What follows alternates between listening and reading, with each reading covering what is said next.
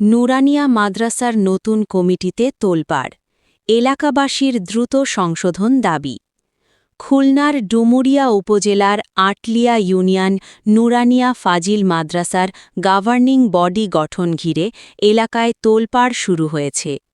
সম্প্রতি গঠিত কমিটিতে সভাপতি ও বিদ্যুৎসাহী প্রতিনিধি পদে আওয়ামী লীগের রাজনীতির সাথে যুক্ত ব্যক্তিদের মনোনয়ন দেওয়ায় ক্ষোভ প্রকাশ করেছেন স্থানীয় অভিভাবক ও সচেতন মহল।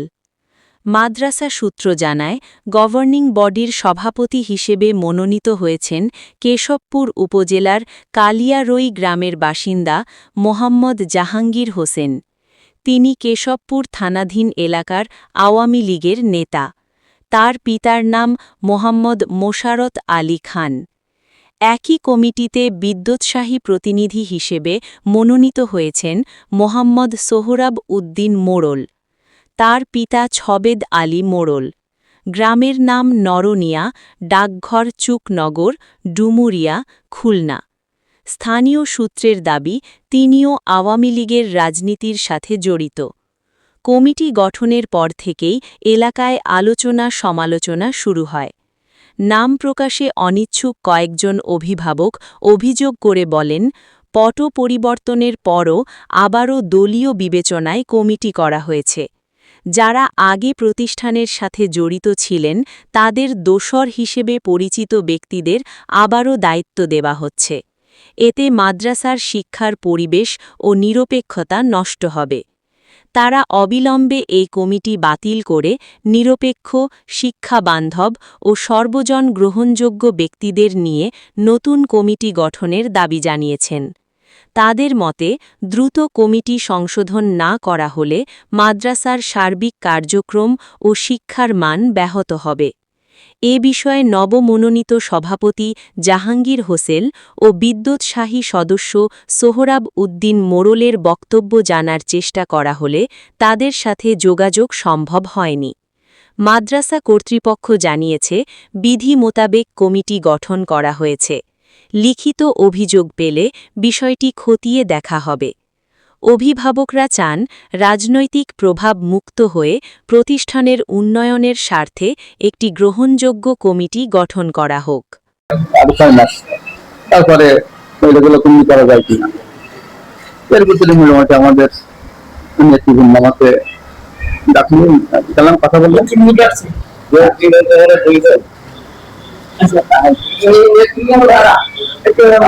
আমি বলছি যাওয়ার পরে আমি কমিটি দিয়ে গেলাম, পরে আমার একদিন আমি বাড়িতে আমাকে কমিটি দিল যে কমিটি ব্যাপার কি কমিটি তো করার দরকার। প্রতিষ্ঠানের পিরামিড কমিটি নাহলে প্রথম ভালো চলে না। তারপরে মোটামুটি সেভাবে কমিটির কার্যক্রম সেভাবে তার থেকে কমিটি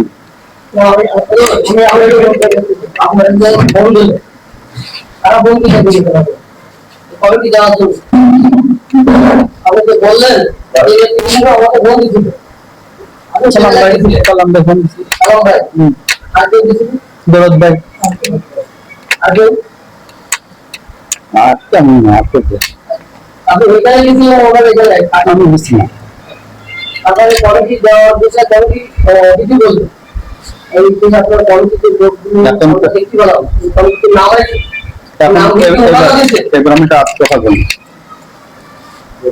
আমাদের আরবি নীতি অনুযায়ী এখানে সভাপতি গেলে 2% লাগবে,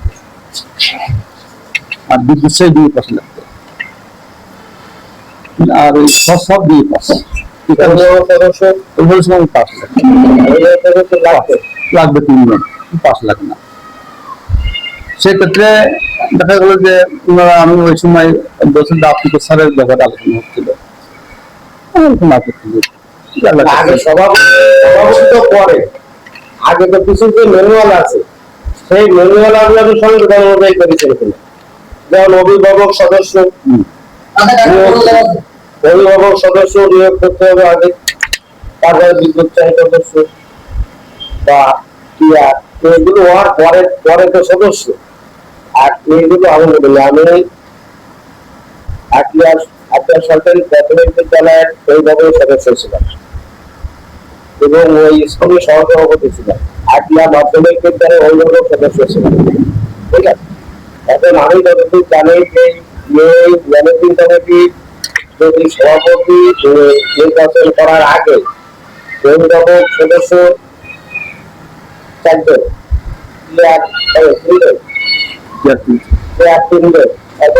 সদস্য, এইগুলো আগে অভিভাবক সম্মেলন করতে হবে, অভিভাবক মিটিং করতে হবে। অভিভাবক মিটিং মিটিং কি করাই, অভিভাবক মিটিং করাই না, তাহলে আপনি ওই অভিভাবক সদস্য কিভাবে নিয়োগ করলেন? আপনি অভিভাবক সদস্যকে চারজন অভিভাবক সদস্য করলেন, কোন প্রসেসে করলেন বলেন? সেইগুলো তো বলছি যে অভিভাবক সদস্য কোন ভাবে করেন, কোন প্রসেসে করেন? আপনি মিটিং করলেন না, বিজ্ঞপ্তি দিচ্ছেন অভিভাবক সদস্য, তাহলে আপনি কোন ম্যানুয়ালে করলেন? দেখা গেল কি কমিটি করার বিষয়টা হচ্ছে দীর্ঘদিন যাবত এর আগে কমিটি আমরা সব কমিটি করা কমিটিটা অভিভাবক কমিটি হয় না। হ্যাঁ, কি করি আপনি পরিকল্পিত ভাবে করলেন না সামনে করলেন? একটি কমিটি নাকি ফেসবুকে আসছে, তাই আমার এই জায়গায় গিয়েছিল। আমরা সবাই গ্রামবাসী